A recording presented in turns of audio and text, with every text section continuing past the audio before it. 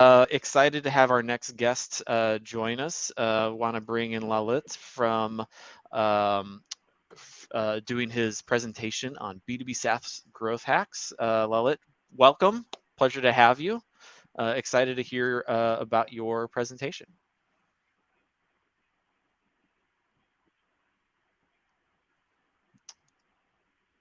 All right, and I will remove myself. Lalit, feel free to go ahead. Sure.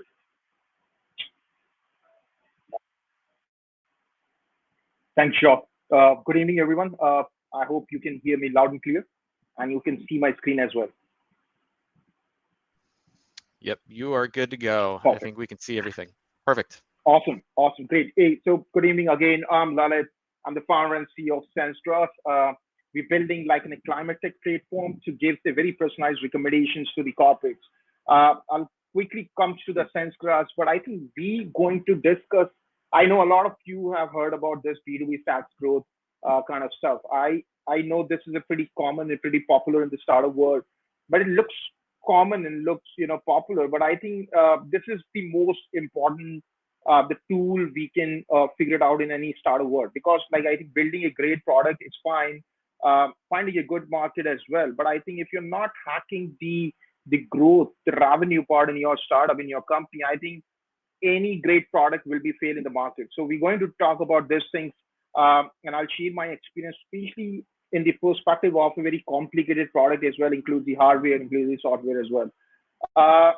So I'll quickly introduce my background, and I think this is again an interesting part as well, because it's been 8 years I have been into the startup. So my background into the Doctor of Pharmaceutical Science and Medicine, so I'm not like in a tech or a coder, hardcore coder. And then I went for an MBA in International Marketing, Finance, and Entrepreneurship. After working for the corporate as a business development and business consultant for 2 years, I just decided to go for the startups, right? And it's been since somewhere around 2015, I started working on my first company. It was in e-commerce. And I think e-commerce was, even now as well, I think one of the perfect example of a SaaS growth hacks actually. But I think after 3 years working for my first company, Henchcard, it was into e-commerce domain, as I mentioned, with some kind of the machine learning and exponential growth. I sold my company. It was back in Paris, France. Um, uh, then I was working in other startups. I was helping some of the startups as a consultant, because I've signed the non-competitive agreement after my first exit, and I think that was also the time where the product management to growth hack to SaaS growth was one of my key area to helping the startups, because the biggest challenge startup usually face is like building a product is fine, but taking it to the next level is always difficult. And of course, like in 2019 and 20, I've started my second startup called SenseGross. It's a pretty complicated product and a highly tech product as well. So we are into agri-tech and climate tech.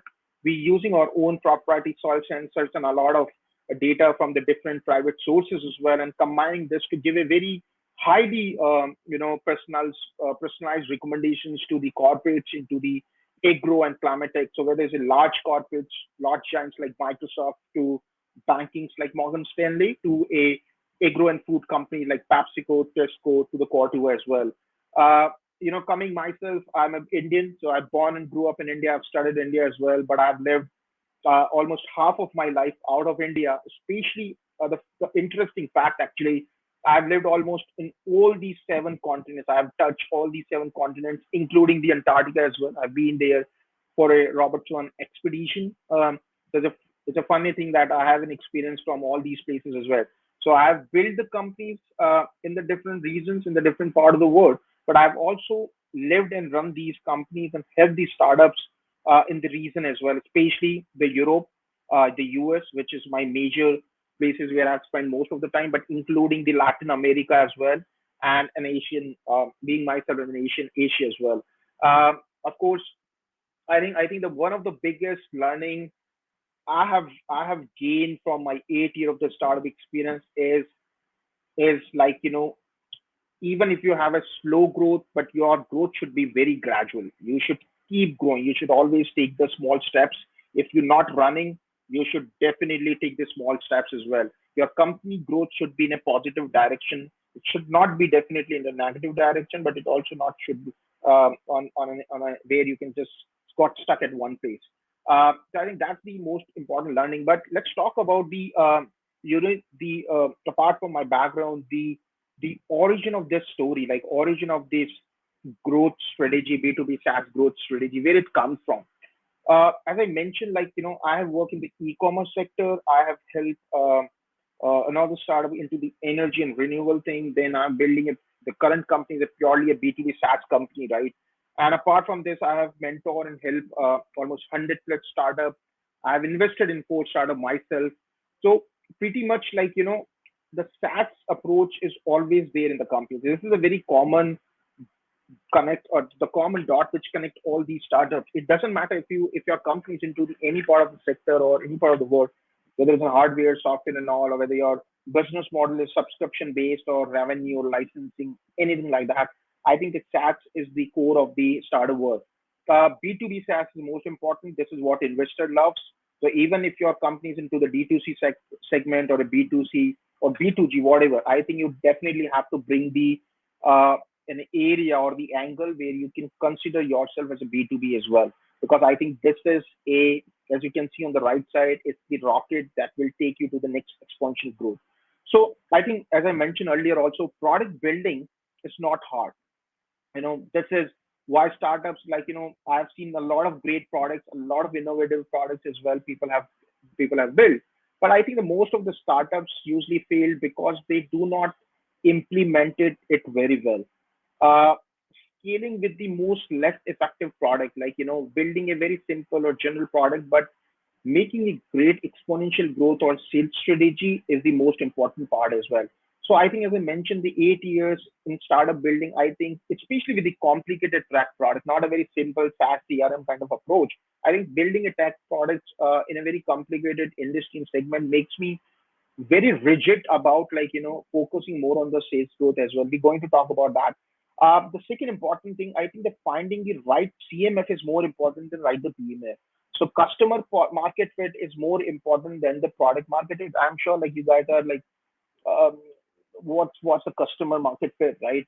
We heard about the product market fit. I think customer market fit is like a lot of time your product sometimes fit into a one good market with some sort of the clients. But if you really want to make it like the repetitive sales, your product should be more CMF focused, like customer market fit, where you can sell to the early adopters, but you can also do the retention with the same kind of customer, but you can easily and equally scale to the other types of market. Because if you stick to one market, which is your country, to one specific set of the customer, and if you're not able to expand to the different regions with the same kind of customer or different kind of customer, I think that's also one of the failure as well. Growth in the complex industries, as I mentioned, like hardware or with the SaaS, of course, approach, or renewable energy or more R&D focus or biotech, I think it's also hard as well. So if you building and if you're startup in these kind of categories, I think you should definitely consider this workshop for sure. So let's keep it very simple. I think we have a very limited time. So I think we have to focus on the more buyer-led growth model, which means like you have to put your customer in the center of everything. The customer is the king is the line which you have to put in your mind.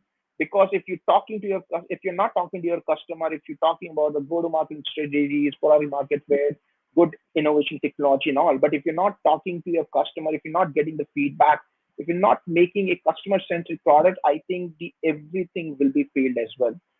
And how you going to do this? Solidify your value proposition, keep it simple and clean. I think your value proposition should be the one where you have, even if you have just one value proposition in the product, I think you should have the one main value proposition in your product. You can keep it two or three maximum as the secondary value proposition, but the focus should be on the one as well. The limited acquisition, which means like focus on the three R, the revenue, repeat, and referrals. Why you build a startup? Of course, for revenue. If your focus is not on the revenue and the repetitive revenue and revenue coming from the repeated revenue coming from the referrals, then is also a rat pack. So your focus should be on your customer by bringing the solidify value proposition and bringing revenue from the repetitive referrals as well. Uh, when how we going to get this? I think when we talk about this practice, like, don't take more than you can chew, which means like a lot of time, even I have done this mistake a lot of time where I try to bring more and more customer, but not stick to the one sort of customer. I think you can just simply focus on your first few customers, do more and more repetitive sales, getting like in a cookie cutter approach, right? Avoid these kind of stuff. The gorilla growth hacking will take you there, which means you have to you have to focus on the growth hacking from 360 degrees focus, which means like you have to take all these approaches from a digital, because if you're living in a 21st century, you cannot simply adopt a 90s kind of growth model. So the gorilla growth hacking is something that will take you to the 21st centuries to focus on that. KYC, know your customers. If you don't know your customers, you fail. I think the most important part of the most important KPIs on an outcome of a gorilla growth hacking model is to knowing your customers through the referrals, through the marketing strategies, through the leads and all. And after knowing your customer, you have to set the right KPIs. Of course, you can learn a lot from your competitors, good competitors, bad competitors, successful competitors, failed competitors, but I think your competitor will help you to set the right KPIs as well. Of course, you cannot simply depend on the competitor. You also have to know as a founder what is the right set of the KPIs in your business as well.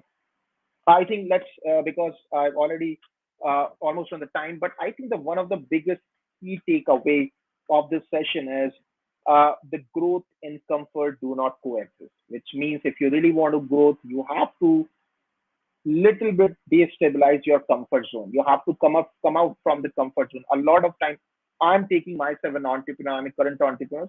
I have seen a lot of time I was in my own comfort zone, and when I was in my own comfort zone, I was doing the easy sales, easy approaches, easy growth strategies, and everything. It will not take you to the next level. If you really want to have a very exponential growth from a 1 million ARR to 10 million to 100 to 1000 million ARR, you have to challenge your comfort zone, because both these things will not coexist. So I think that's all from here. I'll close it here from now, and this is the time for Q&A. I'm happy to take any questions if anyone has Yeah, questions. thanks, Lalit. Yeah, appreciate the the presentation. No, actually, I think we have this is our op stage, by the way, Kate. So hang tight with us. We've got some more ops related stuff coming. But Lalit, quick question from me. This whole idea of boiling the ocean has always been something on top of my mind when you are at a startup, right? You're trying to do everything for everybody. What are some things that you think about early in starting up these businesses to make sure you are keeping your focus on that customer, right, and making sure that that you're not trying to do everything for everybody? Yeah, Joe, I think that's very important. I think founders are usually greedy people, right? They want everything at one time. And I think the most important part is like you, as I mentioned, like you cannot chew more than your expectation or your appetite. I think you Mhm. have to understand like what is your key customers, what my first five customers. A lot of time I have seen like a lot of investors, a lot of mentors usually say, hey, sell to your friends and family. Yep. I do not relate to this. I'm like, Mm. your friends and family is not going to be a customer, not going to be a repetitive customer. They're not going to give you a good feedback, right? So on the basis of like a lot of times startups sell to the friends and family. Of course, they have friends and family for a reason. They're buying it, and you eventually got paid. So I think very simple in short, pick your five customers, first five customers, do at least one repetitive sales with them. Mm. If you're not able to do the repetitive sales with them, I think you should change your customer market fit or a product market fit. I think that's a great advice, making sure you can find somebody that is continuing to find the value of the product and is showing it with their pocketbook. I think that's Yeah, exactly yeah. right. Great. Well, thanks, Lalit. Sorry to cut a little bit short. We want to keep ourselves on track here. We're doing great though. Thanks for the presentation. If anybody wants to catch a recording, you can do that after we're done. But Lalit, thank you for joining us, Thanks, sure. and best of luck. Thanks for having me. Bye. Yep. Good night. Bye. And we will just take a quick break here before we get into our next presentation. So just hang tight. Should be about not another minute, minute and a half, and we'll jump back on. Thanks, everyone.